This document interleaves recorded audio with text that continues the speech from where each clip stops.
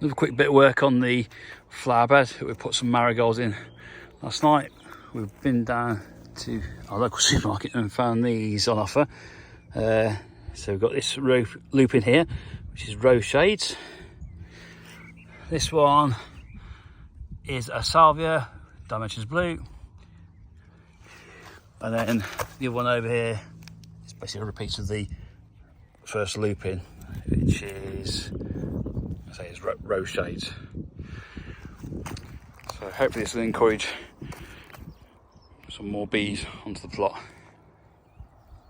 The second flower bed we've got stuff growing at the minute. We've got our globe artichoke, which is doing a lot better this year because it's not so choked. These other plants you see here with the blue flowers, that is love in a mist, which is part of the buttercup family. And over here, the plant that I could never remember the name of is an eryngium. Basically the flower heads look like a blue tinted teasel.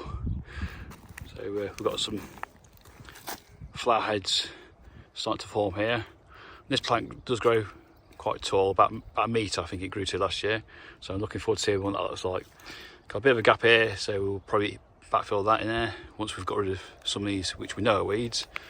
At the back there we've got a lupin growing there as well.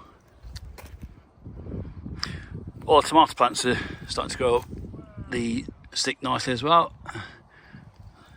Just quickly show you how these are doing.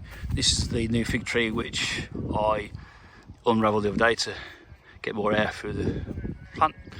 That was well watered the other day. According to Google, it says you have to give it a deep watering and then leave it, and it should only need watering, from what I can recall, once a week. There's that tomato there. That's actually got some flower heads on it, so that's hopefully going to produce some tomatoes sooner.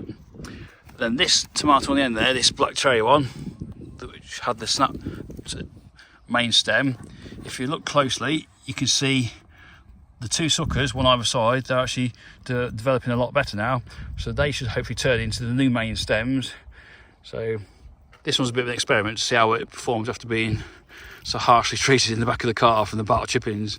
But it's not looking too bad so far. It's not dead yet.